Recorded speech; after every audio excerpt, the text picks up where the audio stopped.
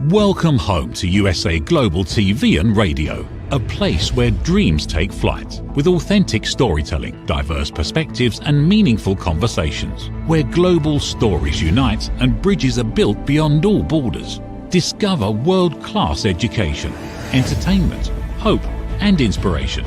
Together, we're building bridges worldwide. Subscribe to our channel, USA Global TV. Download our app, USA Global TV. Be our guest or join our team. Visit usaglobaltv.com.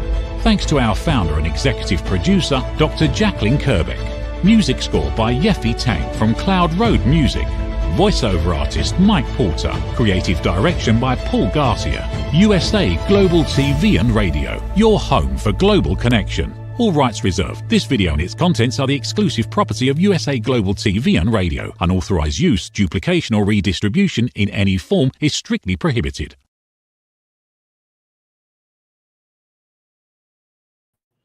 Happy holidays, everyone. Welcome home to USA Global TV and Radio, where we provide world-class education, entertainment, hope, and inspiration.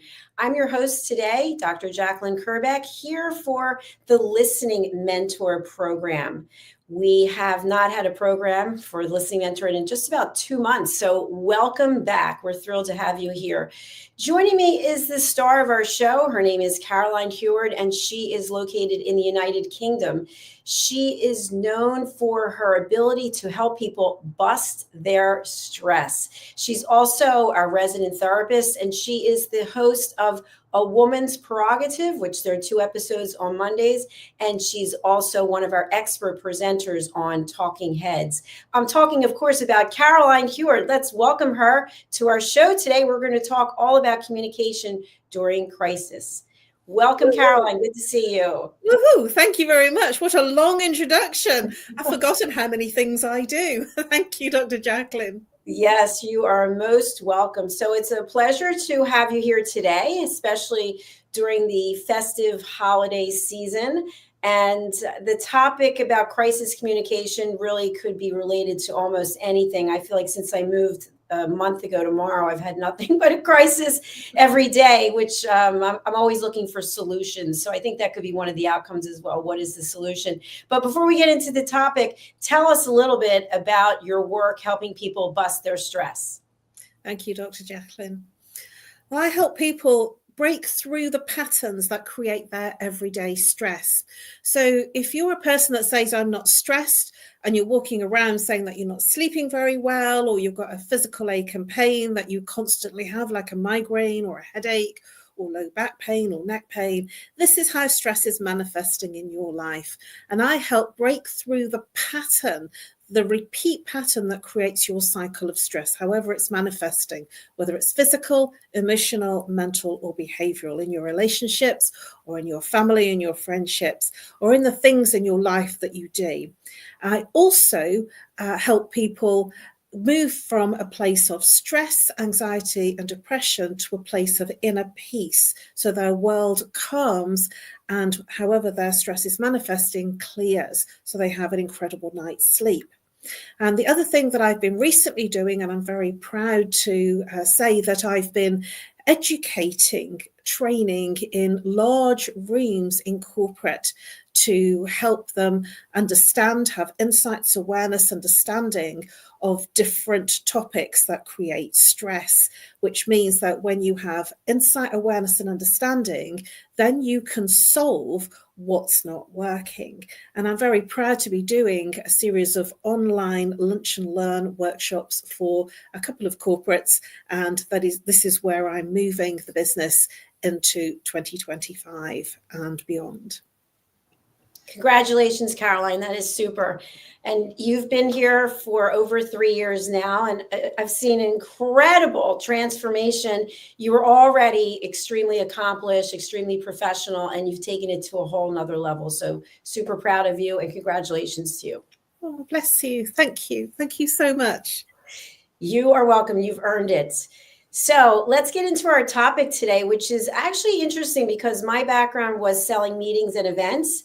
And so for large organizations that are having national sales meeting, incentive travel trip, and there always had to be some kind of plan in place, which we would call disaster recovery. So you have an outdoor venue and some major storm is coming. So we would always encourage our clients that we need to have a plan A, B, and C. And I think that's how life is as well. I know when I retired from corporate, I had a plan, and the plan didn't include COVID.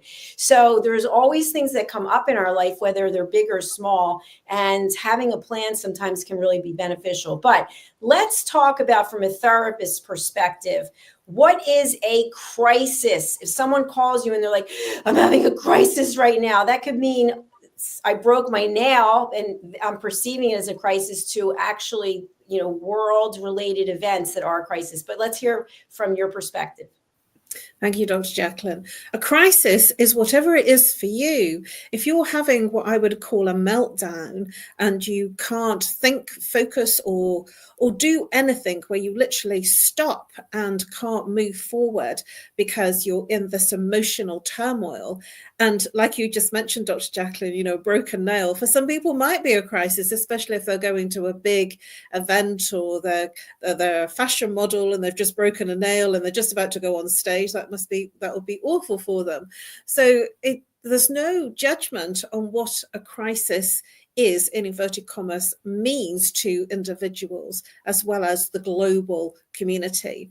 And when I think of crisis, I think of immediately the world things like floods, the weather, the transportation, things that happen in the world, such as when our world shut down in March 2020.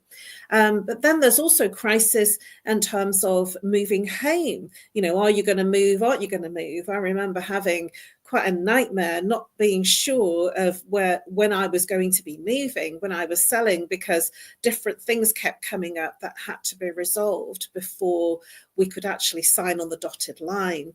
And so it's dependent on who you are and how you're approaching it, and how you're responding and reacting to the situation. There could be a family sickness where it causes a complete meltdown in the family, so that the family can't function and nothing gets done and nothing gets resolved. And there's generally one person that kind of picks up the pieces and makes things happen and goes forward. So I feel that when you are in a crisis experience, however that is for you, whether it's global, local, whether it's personal, or whether it's community, regional, national, it doesn't matter. It's about the fact of how you respond to it, because there can be a global crisis where it's happening in the world and it's not happening to you, so you don't respond or react to it.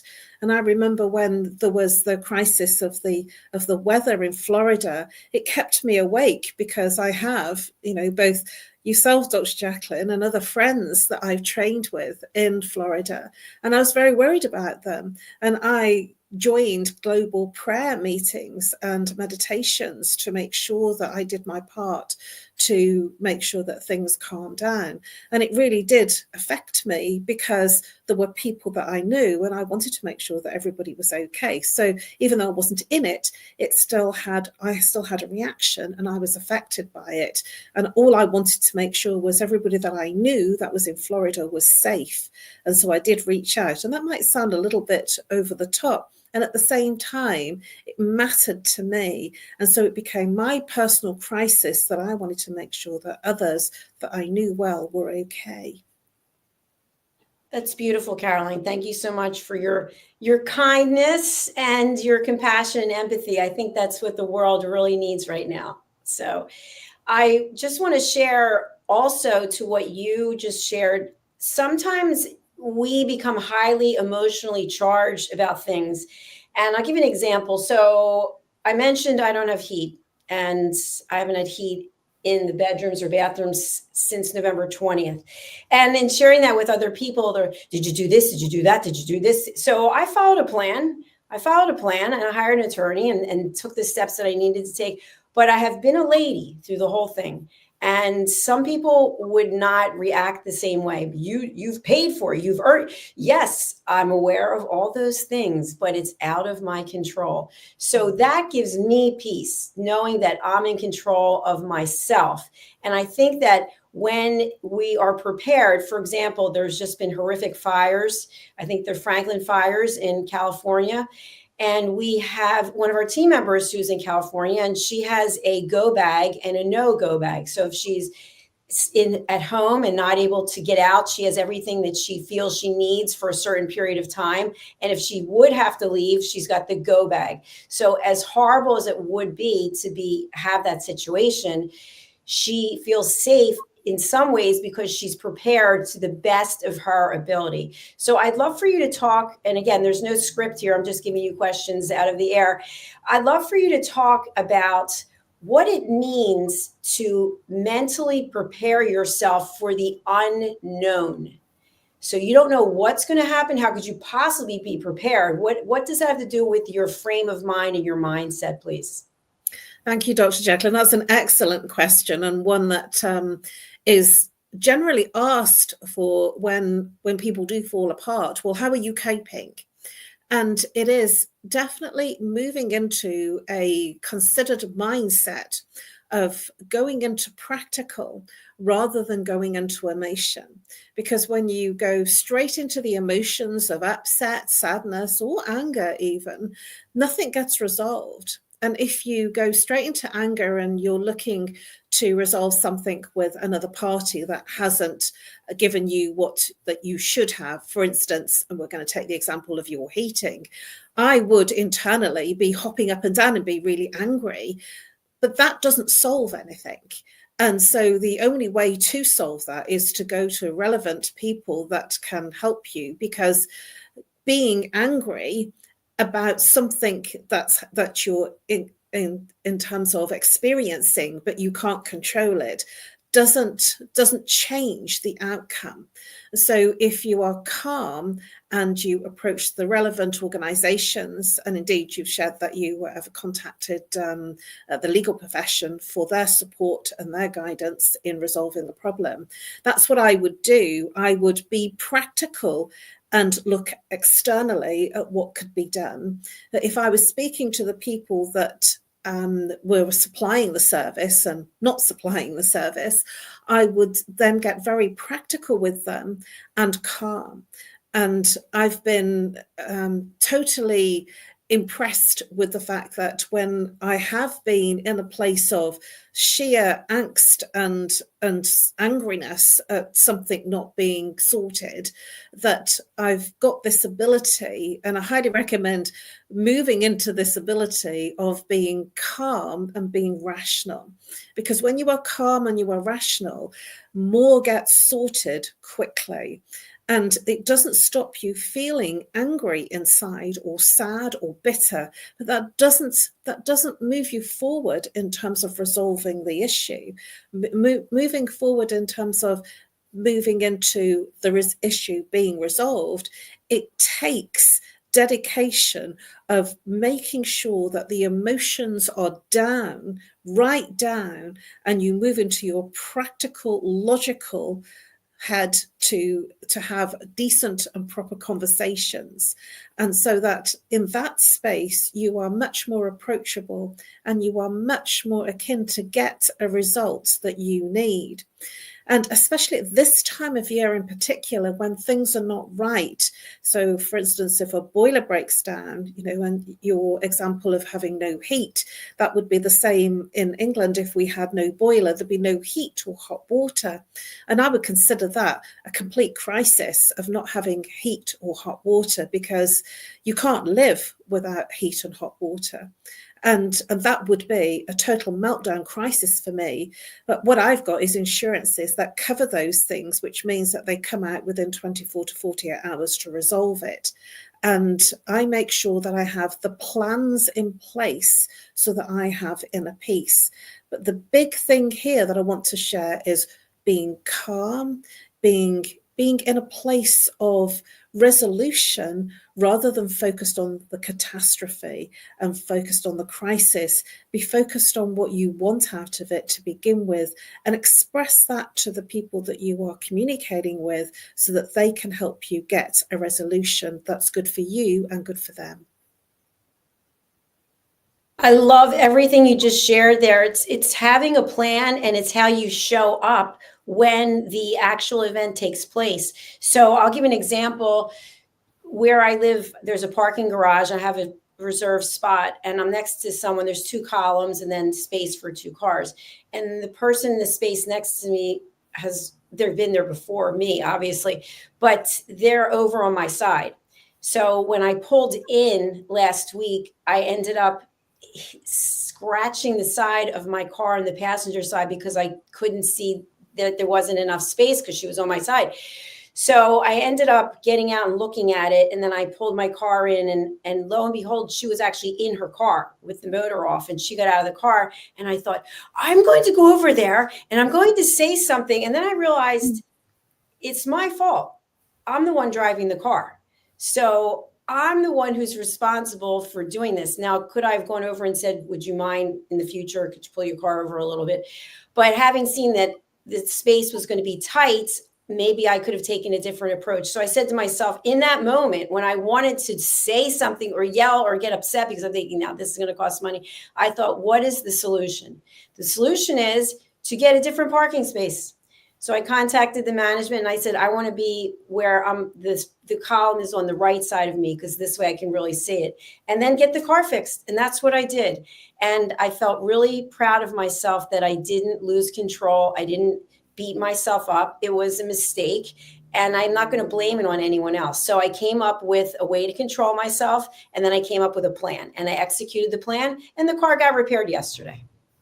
That's really cool. I love that. And it's at the point where, when you were expressing, that you scratched your car, I was, oh no.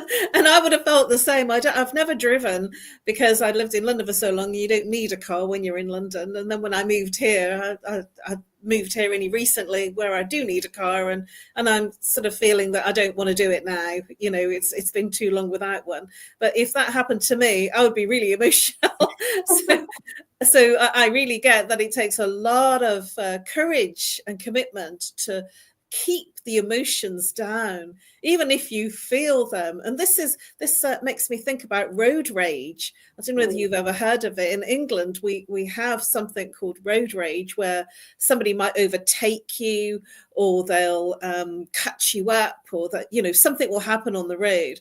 And then road rage is when the person that's been overtaken or cut up, or something's happened to them, they will really get angry and they will start tearing down the motorway or wherever they are driving to chase the other person and really give them a good yelling at and be really nasty to them.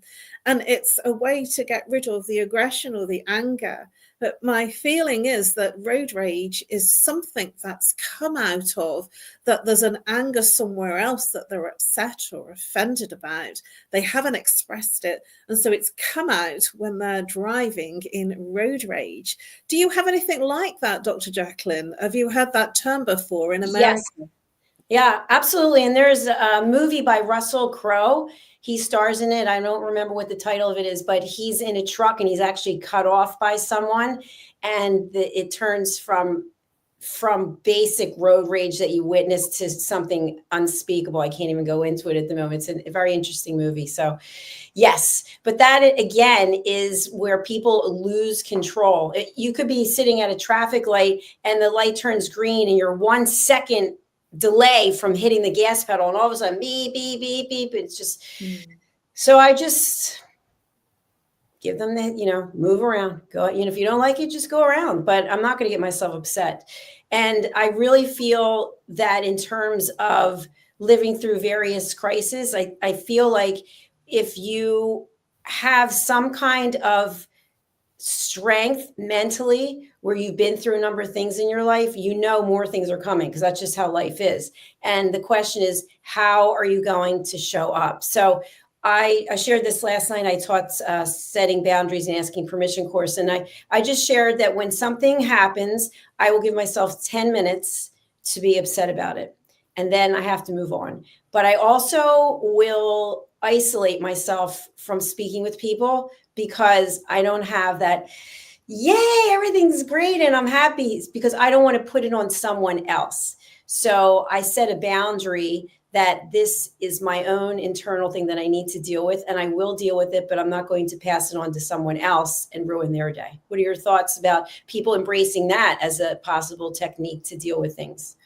It's really, really good. And I love it, Dr. Jacalyn. I love the fact that you take the space, because that's what I do when there's something that's not right, or if I'm angry or upset about something, because I live alone, it's much easier to not engage with somebody and to take that silent space. But then sometimes you might get a phone call and somebody might say, how are you? And then it might just spill out.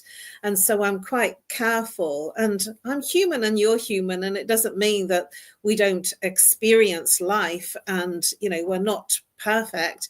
And we learn from the fact that, if we've shared everything in an hour, how we feel at the end of it, that we just don't feel any better. Sometimes it's better to almost keep your own counsel, as I would express, and move into a place of inner calm inside.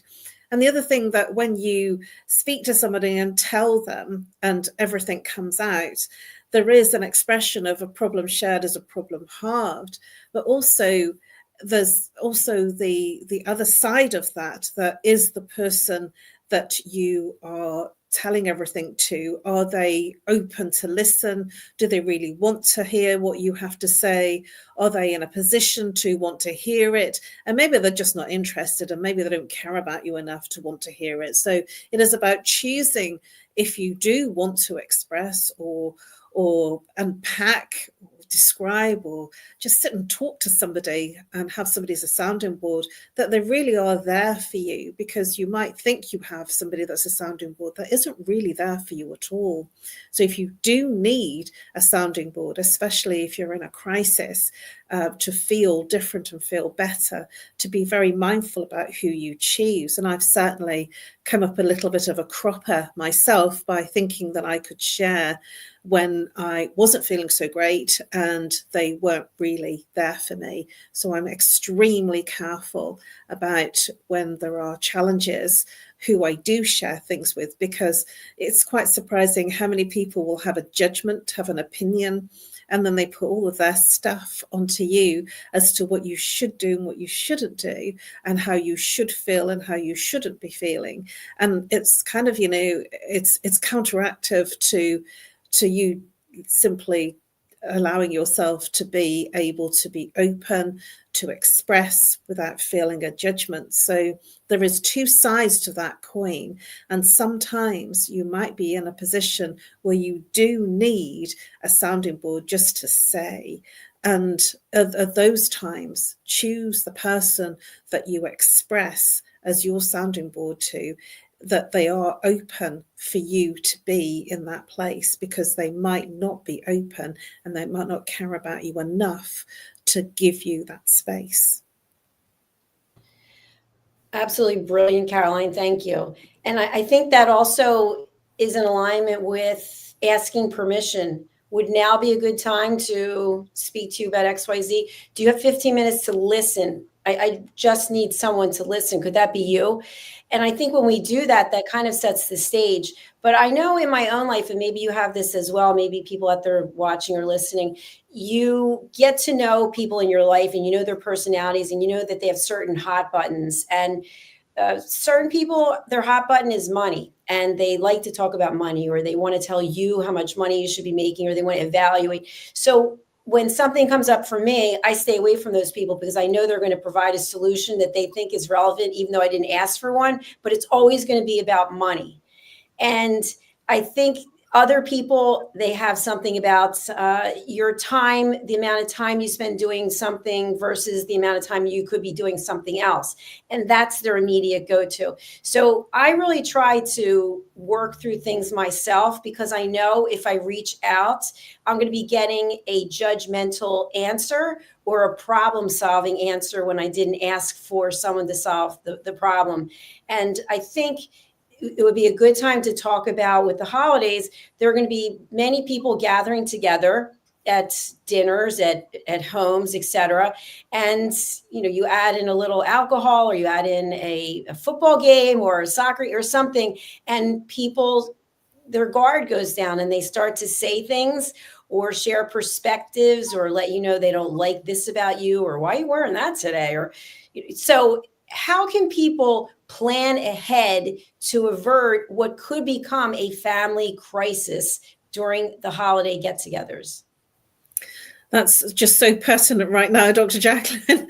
And it is a hot button topic, I would name it, that especially if you're with family, people that you're very close to, that you will all know each other's hot buttons to press and what are the subjects to stay away from.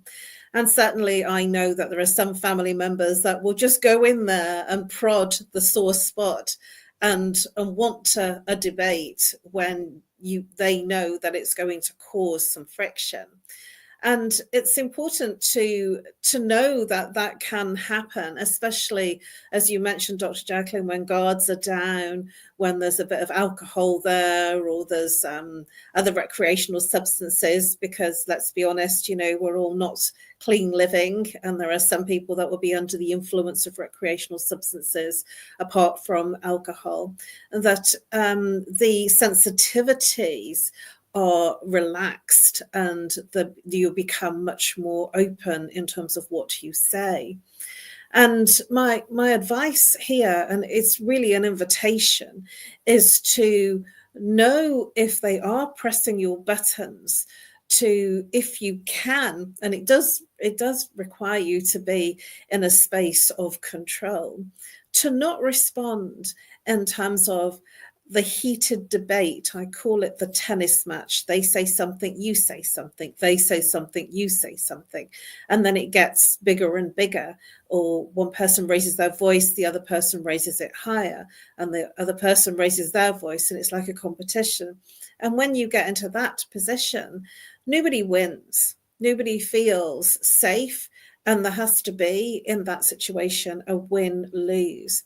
And nobody wins anything. And so at the time of meeting up, especially in the festive season, Christmas and the holidays, is to be mindful about how you're responding and reacting. And if they are touching your soft buttons, your hot buttons, is to choose to pause and to not react, so that you don't land up in that tennis match. I know it's difficult, especially when our boundaries are dropped and we're more relaxed and we're with family, but family are just as important. There's something that I share with my mum quite regularly, and that is that how anybody is in a family situation is how they are in their external world. So if there is a debate, or if there's like sort of a response mechanism, that they will be doing the same outside in the wider community and the wider world as they are responding in terms of the family. So you don't just suddenly change and become someone different when you're in your external world, in your internal world, in terms of being with your family and close loved ones, that you won't be different, you'll be the same. And so if there is anything there, it would be really nice to show them love and to give them compassion and to listen actively, and to listen being very present rather than being distracted on your phone or doing something else. Because sometimes some people will press your buttons or say things for attention, or they might say things to get your energy. They may pick a fight so they can steal your energy. So be mindful of that, especially if there's a regular family member or a loved one that shares your family time, especially around this Christmas time, this festive season, that if there is somebody that is picking a fight, let's say, let's use that cliche, or wanting to play the comeuppance and make you feel small, is to show them compassion and give them your attention and give them your compassion. Because when you do that, when you're not rising to the bait and when you're not raring for the fight, you'll be surprised how that diffuses the conflict situation, and that moves them into a place of the conflict or the frustration that both of you are feeling to dissolve. So that's my invitation to you, is to be there 100% for them. The only time that I would think that this kind of thing arises is when they don't feel listened to. So give them the power of your compassion and give them 100% of you rather than distracted you if you're on your phone or doing something else. Because when somebody doesn't feel listened to, this is when the hot buttons can be pressed. I'm sure there are a lot of people out there nodding their heads saying, yes, I know exactly what you're thinking, what you're speaking about. There's something else I'd love to have you talk about, because I've actually witnessed this over the years, different functions, events, where you have a group of people who are together and one person decides to throw barbs, if you will, at another person, maybe challenge them, push their buttons, etc. And the second person says, you know what, I've had enough of this. And they literally go into another room. And then several of the people at the table will go into the other room to try to console the second person. And then you have people talking to the first person. Now you have like two camps of people. So the whole event, the whole dinner has been disrupted. And the person who actually got up from the table and walked away, maybe it wasn't the best thing to go surround that person, maybe give people space to process things. So that's what I'd like to have you address. It's some people, me specifically, I like to be able to process, and I don't want people coming up to me, oh, no, I'm dealing with it. Thank you. Appreciate your concern. But how do we make sure that we don't have this decisiveness or two camps of people at a function because now they're taking sides? Taking sides, what an interesting concept. And this is this is our humanness, isn't it? And I can cite an example of the herd, and I can't think of their names now. That there was two people, a famous celebrity couple, and they were in a fight in terms of going through a divorce, and they were basically sharing everything was public, and what they were doing was getting people to choose a side. You know, is it Johnny Depp? That's it, Johnny Depp and his wife, now ex-wife, I think, and there was like, which side did you take and who did you believe? And this is a human thing, that we feel that we have to herd into a camp of one or the other.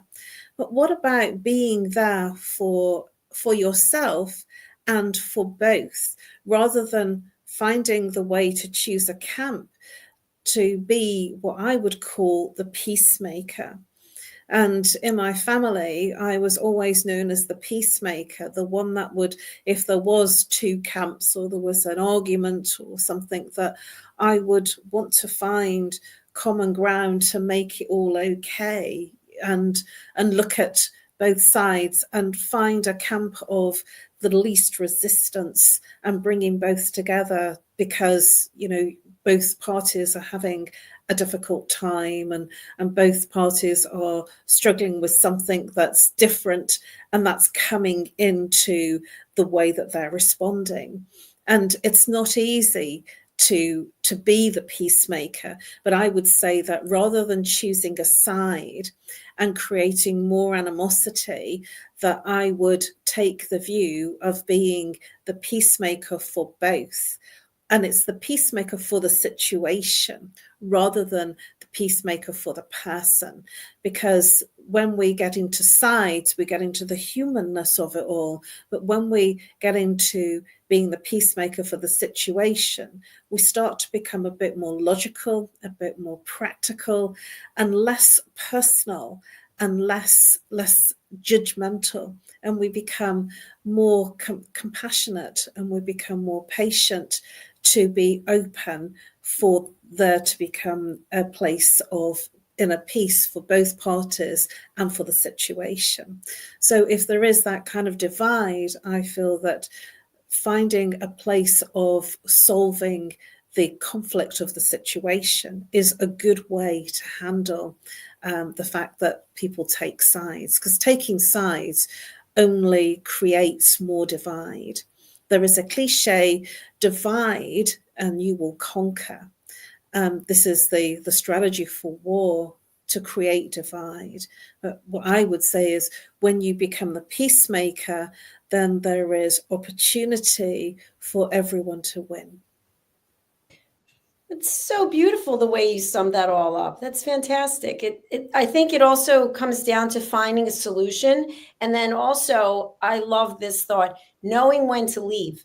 So maybe you set a boundary, you're going to go to an event and you know that so-and-so is going to be there and they might want to push your button. So you specifically don't sit next to the person, you avoid having conversation as much as possible, and you stay from the very beginning with the host or hostess. I'll be staying for about 2 hours tonight. I have another party to go to, whatever the case is.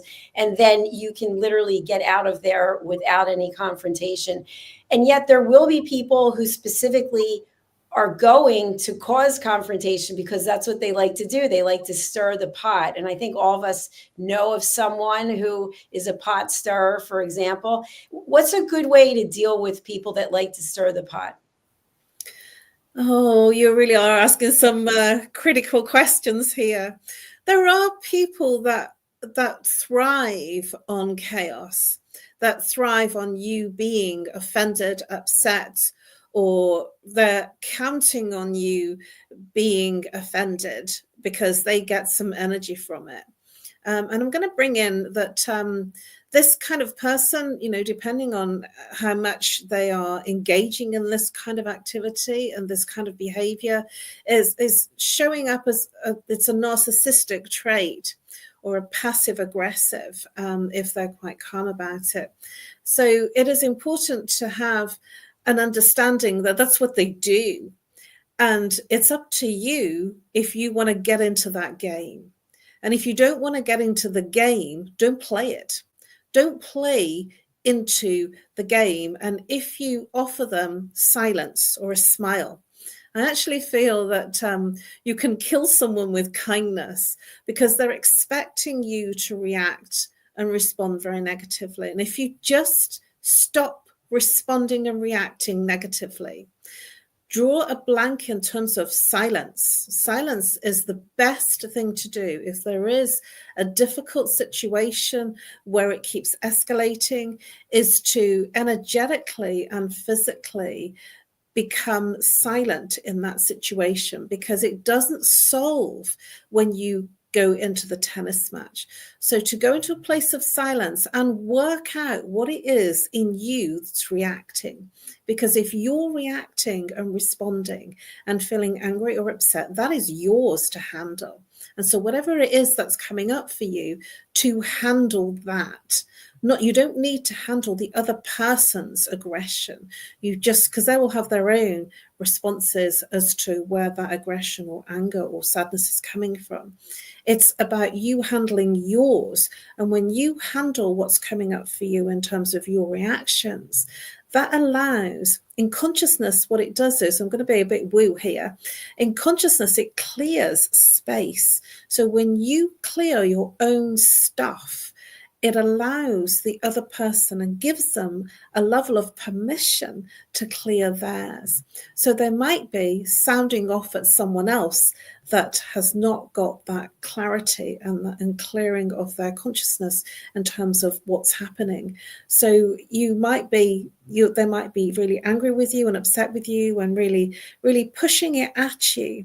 And it's your response, and it's down to you as to how you want to handle it. Because if you are reacting and responding to that anger or that sadness or that frustration, it's about something that you have unresolved within. And if there is something unresolved, for you to work on that, and then that will clear the waters and make it calmer for the other person with you. That won't solve their stuff because they might just be aggressive with someone else. As long as it's not you, it doesn't matter. But, sort of, we are all human and we're all here to have a human experience, and the emotions, we're here to experience and express emotions, and sometimes they're very difficult. And it's not that you shouldn't be angry or frustrated or sad. That's not what I'm saying. And it's really important to express when you are feeling something. So if you're feeling upset, to cry, and you'll be surprised how long or how little time you'll be crying at the point that you allow that expression to come out. And you don't need to do it at someone or to someone. You can do that in terms of your own counsel, to cry. And then you will find it will clear, so that upset, that emotion can clear, and you will feel different. And the last thing I want to share on this topic is that especially in our Britishness, and it's really important to say that, I'm from the UK, and we do have this phrase that I don't know where it came from: keep calm and carry on. So if something happens that's difficult, you just have to keep calm and carry on. But that expression, that cliche, is not giving into emotion, which is really bad. It's bad for you, bad for the other person, and bad for your future experiences of life. So to feel safe to express, but it doesn't mean that it needs to be at someone or with someone. It can be in your own counsel, and it's okay to feel angry, frustrated, or sad. Allow those emotions, because you will feel better for allowing those emotions. Outstanding as always, Caroline. Thank you so much. You've provided so much wisdom and guidance and great ideas for people who are out there watching or listening. We want you to have the happiest of holidays and have a plan as to how you can avert a crisis or prevent yourself from being part of the crisis. Look for peacemaking skills, look for a solution, and also start with yourself. That's what I'm really learning a lot. Look inside, find out what's coming up for you when you think about going to an event or seeing certain people or getting together. What is coming up for you, and how can you address it before you actually interact with other people and spread your ill will or your self-loathing or your negativity or sadness, whatever it is, to other people. So, Caroline, thank you for being here for the Listening Mentor. This is our new time and dates. We are here now on Thursdays at 11 a.m. Eastern time, which is 4 p.m. UK, every other Thursday. And then you'll be doing your Talking Heads episodes on the alternate Thursdays. Thank you, Dr. Jacalyn. And I do want to express to our viewers, whether you're on the live or the replay, there is no script here. I have no idea what Dr. Jacalyn is going to ask me. We seem to just work together. This show, I love this show, and I've missed being on this show for the last couple of months because it is a good way to, the chemistry is just so perfect. And I don't know what she's going to ask me. I've got no rehearsed answers. It's just completely off the cuff. And luckily I haven't dried up yet the time that we've been doing this show. So it's always a pleasure to do the Listening Mentor. I love this show because you really have got two people, unscripted, and you've got what comes up, and we do cover lots of interesting ground. So thank you, Dr. Jacalyn. I'm very pleased to be back again on this show and looking forward to moving forward into 2025 with you on the Listening Mentor. Thank you, Caroline. I love this show also because I'm very passionate about each and every one of us finding inner peace. And I believe that starts with setting boundaries, asking permission, and learning how to give the gift of listening. If that's something I would wish for everybody, is give someone your undivided attention. Give them that gift of knowing that you're there for them, that you're not judging them, you're not offering solutions, you're not interrupting them, you're not trying to outdo them. You're just there to give them that gift of fully being present. So happy holidays, everyone. Look forward to seeing you again on our next episode. And Caroline, what's a great way for people to reach out to you, and who would you like to contact you? Thank you, Dr. Jacalyn. You can reach out to me on nomorestress@live.co.uk or call me on +44 if you're international. If you're local, 07523 120 189. Please follow me on LinkedIn and Facebook, where I broadcast all the shows live that I'm on with USA Global TV and Radio, and you'll be able to find all the shows here. And also, if you go to USA Global TV and Radio and put in my name, Caroline Heward, and you'll find all the shows that I've done. And there is many over the last 3.5 years. The person that I would like to help is somebody that's feeling stressed, anxious, or depressed. Please reach out to me, because I can help you bust your stress. Also, as I mentioned earlier on, I'm here to help the bigger organizations in terms of your lunchtime to help your teams have a greater understanding of how stress affects you, so that you can have higher productivity in your workplaces and alleviate stress, sickness, and absenteeism in your corporate environments. Thank you very much, and I wish you all a wonderful, happy holiday, and I look forward to seeing you next in 2025. Bye-bye for now. Thanks, Carolyn. Bye-bye for now. Look forward to chatting with you soon. Take care. All right, we have one additional announcement. We have a new show. It's called Creating a World of Possibilities. This is a show that I actually will be hosting. I came up with this concept, and it's really to help people who are humanitarians, people who are doing wonderful things to help bring happiness, positivity, compassion, empathy to the world. So I'll be hosting it twice a week, Mondays and Wednesdays. You don't need to set an appointment with me. Just go to our website, usaglobaltv.com/book your session, and book in if you would like to share how you are making a positive impact in this world to encourage others to do the same thing. All right, thank you so much. We are signing off for now. Our next show is coming up. It's the Corner Bookstore with Mr. Red O'Loughlin. So we'll look forward to seeing you there. Take care, everyone. Bye.